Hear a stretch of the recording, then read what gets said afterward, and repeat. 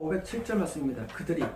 그들은 예수님과 12제자, 또 요한과 야고보의 엄마, 또 다른 한 70명 정도 되겠죠. 무리들이 한 70명 정도가 함께 움직이셨는데, 그래서 이들은 밤에 이제 야영하기도 하고, 어떤 집에서 빈박하기도 했는데, 뭐 수용이 아니기 때문에 야영 생활을 많이 했습니다. 예수님께서 야영 생활을 하셨고, 그들이 여리고에서 나오는데, 이런 대화들은 어디서 된 겁니까? 대화들은 여리고에서 했던 거예요. 누가 높으냐? 누가 올라가냐? 여리고에서 나오는데, 다시 말하면 그 여리고는 어떤 데냐면은 이스라엘 가운데 역사가 가장 오래된 곳입니다. 역사가. 그러니까 그 여리고라는 곳은 9,000년 정도 역사가 있습니다. 9,000년 현재부터. 그러니까 BC 7년, 7,000년 정도까지 유적이 되어 있습니다. 여리고는 이스라엘 가운데 가장 먼저 도시화된 곳입니다. 도시화. 그러니까 가장 먼저 도시화가 된 장소고, 여리고의 이 성벽은 가장 두껍죠. 두껍고, 여리고는 도로도, 돌포장도 가장 완벽하게 되어 있었고요. 돌포장도. 그러니까 여리고의 이 문화는요, 말들이 집결하는 어떤 장소, 말들이 타고 다닐 수 있는 그런 도로가 있는 곳이에요. 그러니까 여리고는 고대적부터 도시로서는 최고 도시예요. 그래서 이스라엘이 여리고를 점령할 때도 함락이 할 수가 없는 거예요. 자체가. 성이 함락이 불가능한 곳이에요. 너무 잘 쌓여진 성이기 때문에. 그러니까 여리고에 있는 사람들은, 거기다 여리고는 또 농수산물이 풍부합니다. 일조량이 좋아서. 가장 일조량이 많고, 과일이 풍부하고, 그리고 그 문화도 고전적이고, 그래서 여리고 이제 기생랍이 된다는 데죠. 우리가 출애굽할 때 들어갈 때 술문화 발달됐고, 술문화. 그래서 기생랍이 나오죠. 사실 이것은 그냥 단면이에요. 술문화 발달됐기 때문에 기생랍이 등장된 것이 사실이냐, 그 당시. 그러니까 여리고라는 동네 자체가 이스라엘 다른 지역보다 뭡니까? 문화적으로 발달된 곳이고 풍부한 장소예요. 아주 살기 좋아요. 그러니까 여리고를 나올 때 뭐예요? 세속화가 되기 쉬운 장소죠. 여리고가. 왜? 살기 좋은, 문화가 좋고 전통이 있으니까 나오는데, 많은 군중이 그분을 따랐습니다. 뭡니까? 지금 70명이 움직이는데 뭐예요? 사람들이 또 따라오 다니는 거예요. 자, 70명이 함께 다니는 사람들이죠. 따라다니까 뭐예요? 그러니까 싸움하는 거예요. 그러니까. 여러분, 이 배경을 이해되는데, 지금 제자들이 막 티격태격 싸우는 이유가 뭐냐? 만약 군중이 아무도 없고 안 따라다니고 단지 70명만 이동했다면 싸울 게 없어요. 70명에서 5분만 해보자 뭐 하겠어요? 그쵸? 70명 가운데 못 빠지면 뭐 하겠어요? 근데 이게 그게 아니라 70명이 움직이는데 뒤에서 군중이 몇 명일까요? 보통 몇 백명, 몇천 명이에요. 그러면 내가 움직이는데 말이야, 몇천 명이 따라가죠. 옆에 있는 제자들, 옆에 수뇌부들이 이 한 자리 해야 될 것 같아. 그러니까 다툼이 있는 것이지, 만약에 군중들이 안 따랐다? 그러면은 이 다툼이 있을 수 없는 겁니다. 뭐냐면, 교회가 수백 명, 수천 명, 수만 명이 되면 뭐예요? 그때 자리 다툼이 시작되고, 뭡니까? 세수를 하죠. 여러분, 개척교회 세수합니까? 개척교회? 세수 안 해요. 개척교회 세수 안 합니다. 여러분, 왜냐고요? 아니, 누가 따라다니 세습을 시키지. 근데 뭐예요? 사람이 많이 모이니까 자식에게 세습하는 거예요. 오른편이 안 치는 거예요. 또는 자식이 아니라도 사유에게 줍니다. 군중이 따라다니니까 뭐예요? 거기서 권력 다툼이 일어나는 것이고, 거기서 알력이 생기는 거예요.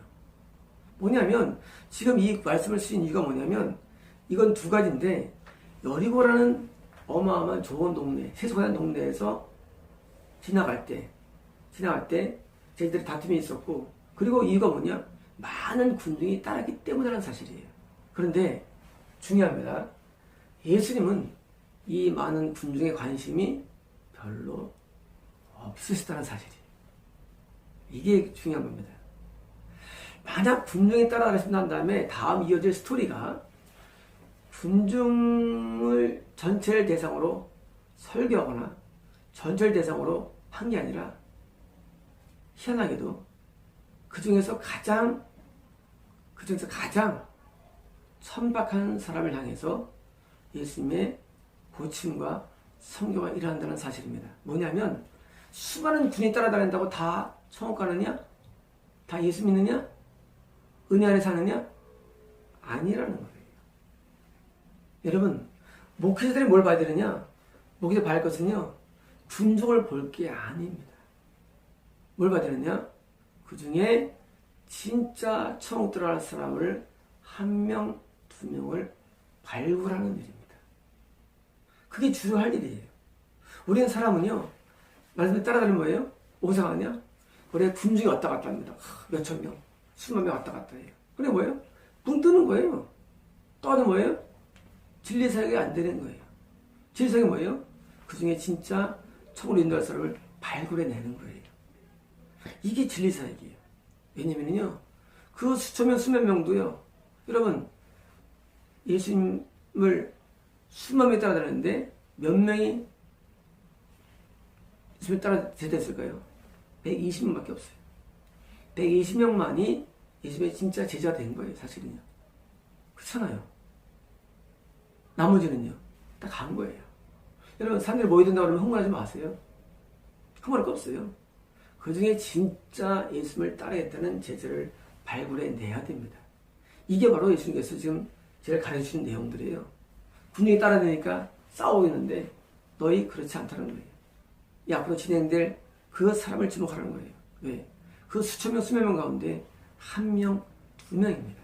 여러분, 사역을 생각할 때 여러분 너무 크게 보지 마십시오.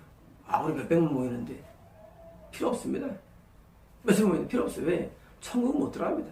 그 중에 천국은요, 극소수가 들어갑니다. 그러므로 천국 갈 사람을 발굴하고 그 사람을 집중적으로 은혜를 주고 그 사람을 집중적으로 양육하는 일이 필요한 거예요. 집중적으로. 여러분, 저희 교회는요, 아직 조그만 교회입니다. 근데 저희 교회는요, 특별한 사람을 발굴해가지고 전도사를 지명합니다. 누굴까요? 천국에 들어가는 사람을 시키는 거예요. 나머지는 몰라요. 다 천국 간다면서요? 아니에요.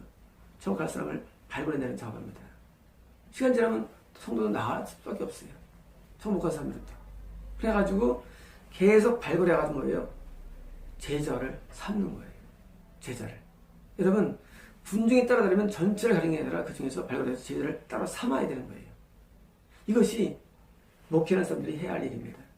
제자는 많지 않습니다. 여러분, 제자는 안 많아요. 여러분, 제자들만 속에 들어가는데 제자는 많지 않아요. 저희 교회에서는 전도사를 세웁니다. 이제 2명이 세웠습니다. 앞으로 몇 명 더 세울까요? 모르죠. 4명 더 세워질 수가 있죠, 앞으로. 물론 목표는 12명이지만 단기적으로 모르겠어요. 뭐냐면 우리가 해야 할 일은 뭐냐면 천국에 진짜 들어갈 만한 사람은 뭐예요? 제자를 만드는 거예요. 이게 더 중요한 사역이에요. 군중들을 행사하는 사역보다 더 중요한 게 뭐냐? 소수의 성도들을 만드는 게 진짜 사역입니다. 그래서 많은 군중을 보지 말고 숫자를 보지 말고 뭐예요? 하늘에 들어갈 만한 사람을, 그냥 극소수를 바로 영적인 안목이 필요합니다. 그게 진짜 안목이에요. 여러분, 사람들이 미혹됩니까? 군중 보기 때문에 미혹되는 거예요. 왜 싸웠어요? 어저께까지요? 제자들이? 군중이 많으니까 싸운 거예요. 여리고에서. 이런 사람 많은 인구 많은 도시니까 또. 그러니까 이 모든 게 어디서 왔어요? 세속적이라는 거예요. 뭐가 진짜입니까? 천국에 들어갈 만한 진짜 극소수의 사람들을 발견하고 그 사람을 양육하고 집중적으로 그 사람을 하나의 사람 만들어서 뭐예요? 그 사람들을 제자시키고 함께하며 일을 하고 천국 들어가는 일로 자꾸 축소시킨 작업이 필요한 겁니다. 그럼 지금 교회 문제는 뭐냐면요, 자꾸 확대되는 거예요. 대형화. 뭐예요? 사람들이 많이 오게 하는 시스템 만들어 놓은 거예요. 오게 하기 위해서 뭐예요? 스크린화. 내가 지금 지방에서 예배 못 드리니까 건물 하나 세운 다음에 여기 그것을 보게 만드는 거예요. 자꾸 이제 많게 만드는 거예요. 자꾸 대형화. 이런 대형화가 안 좋은 겁니다. 저희 교회는 가정집, 작은 가정집이에요. 조금이에요. 왜 그러느냐? 소수만 하겠다는 거예요. 소수만 인도하는 거예요.